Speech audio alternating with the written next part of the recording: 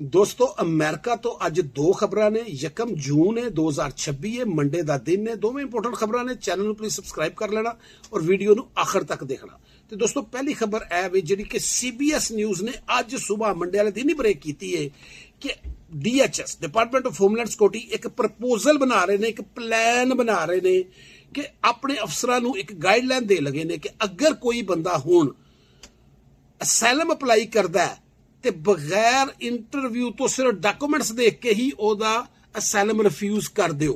इन्नी खबर सुन के तो सारे डर गए, मैं भी डर गया सी पढ़ के।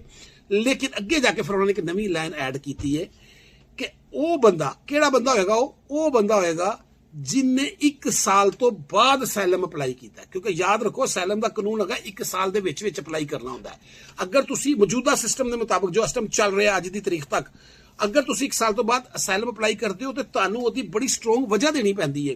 तुहानूं दसना पैंदा यार मेरे नाल वकील ने फ्रॉड करता, मेरे छोटे बच्चे ने मैनूं एक्सैप्शन दी जाए, मेरे मुल्क च हालात चेंज हो गए ने, या कोई बीमारी की वजह, या मैनूं पता ही नहीं सी सिस्टम का। यह तुहानूं वकील के थ्रू केस बड़ा स्ट्रोंग बना के करना पैंदा और हो जाता है। बहुत सारे लोगों को एक्सैप्शन मिल जाती है और उनका अगे चल जा अगे उन्होंने इंटरव्यू आ जाता है। लेकिन हुण प्रपोज कर रहे हैं, ये प्रपोज कर रहे हैं, कानून नहीं बनाया कि नहीं इनू डॉक्यूमेंट्स बेस के उत्ते ही खत्म कर दो। लेकिन नाल उन्होंने यह भी किया कि ये भी अफीसर के हाथ च होएगा। अगर वो समझेगा कि नहीं यार यह बंदा कोई जैनवन लग रहा है, यदा केस स्ट्रोंग है, इनू जड़ा ना इंटरव्यू कर लिया जाए। बहुत घट चांस ने, लेकिन चांस होंगे। ज्यादा चांस हो जो प्रपोज होया यह होंगे कि केस चला जाएगा सीधा कोर्ट च, रिजेक्ट होएगा कोर्ट चला जाएगा। कोर्ट च फिर जाके तुसी साबित करना होगा तुहाडे वकील ने कि बई इनू जड़ा ना करो, और इधरों DHS आई साबित करेगी कि नहीं, वो जोर पाएंगे कि इनू डिपोर्ट करो। इधरों तुसी साबित करने का कि मुश्किल काम हो जाएगा। और ये जाहिर है कि आपको तुहाडे पैसे भी लगने ने, टाइम भी लगेगा, टेंशन भी वधनी है। और ये इफेक्ट किन्हां ने होना है, साल तो बाद वाले ने, जिन्होंने साल नहीं कराया, जिन्होंने कमजोर डॉक्यूमेंट्स ने, उन्हों का भी खतरे की घंटी वज जानी है। इस वास्ते स्ट्रोंग केस होएगा। अच्छे तुसी रीजन दिओगे कि साल च क्यों नहीं कर सके, तो अगे जाएगा। हुण अभी उन्होंने वजूहात की दसिया ने, वो कहते हैं जी कि बहुत ज्यादा केस ने पेंडिंग और फ्रॉडलेंट केस ने, फ्रॉड केस है ने।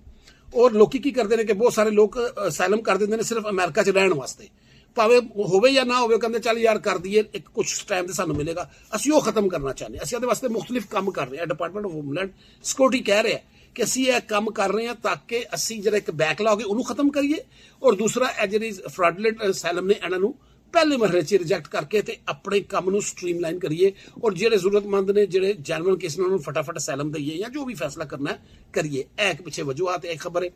दूसरी खबर है जनाब कि जून शुरू हो गया अज, और जून वो महीना होंदा है जिहड़ा कि सुप्रीम कोर्ट की टर्म का आखिरी महीना है। जून तो बाद यानी कि जून खत्म होएगा या जुलाई के कुछ दिन, उस तो बाद सुप्रीम कोर्ट छुट्टियां ते चली जाती है। गर्मियां दे विच छुट्टियां होंदियां ने, लेकिन एमरजेंसी केस ये भी लैंदे ने। एमरजेंसी केसां दे उत्ते वो पढ़ते ने, उन्होंने देखते ने, रेगूलर हेयरिंग नहीं होएगी। यह सुप्रीम कोर्ट का सिस्टम जो खत्म हो जाएगा, यानी कि जी टर्म है ये जिन्ने केसां दे फैसले पेंडिंग ने उन्होंने हुण इस महीने च सुनाने ने। और सब तो इंपोर्टेंट केस इमीग्रेंट्स वास्ते किहड़ा है, बर्थ राइट सिटीजनशिप। याद है अप्रैल दे विच उन्होंने एक केस का फैसला महफूज किया है। प्रेजिडेंट ट्रंप ये वास्ते खुद गए सन। बड़ा इंपोर्टेंट केस है, पूरे मुल्क दियां नहीं पूरी दुनिया दियां नज़रां इत्ते लगी हुई ने। यह केस की है कि अगर अमेरिका च बच्चा पैदा होए और वो माँ प्यो को ग्रीन कार्ड और सिटीजनशिप नहीं हैगी तो उन्होंने सिटीजनशिप देनी है कि नहीं देनी। बड़ा इंपोर्टेंट केस है। ये देखो हुण इमीग्रेंट भी नजर ला के बैठे ने, इधरों प्रेजिडेंट ट्रंप वास्ते भी बड़ा जरूरी है। तो लेट्स सी इस महीने के विच फैसला होएगा। पहले तरीक आएगी, मैं तुहानूं तरीक दसांगा, फलानी तरीक फलाने टाइम से इसका फैसला होना है, और यदा फैसला हुण किसी टाइम किसी दिन अनाउंस होने वाला है। तुहानूं नाल अपडेट करता रहांगा। प्लीज़ चैनल को सबसक्राइब कर लेना। Thank you so much.